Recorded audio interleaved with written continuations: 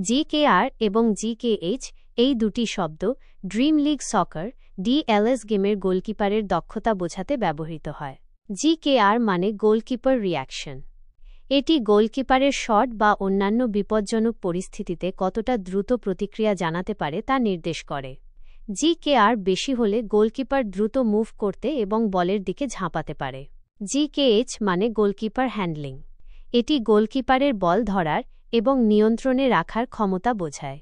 জিকেএইচ বেশি হলে গোলকিপারের পক্ষে কঠিন শটগুলো ধরা এবং বিপদমুক্ত করা সহজ হয়। সহজভাবে বললে, জিকের গোলকিপারের তড়িৎগতি এবং জিকেএইচ তার ধরা ও নিয়ন্ত্রণের ক্ষমতা। একজন ভালো গোলকিপারের এই দুটি গুণই উন্নত থাকা প্রয়োজন।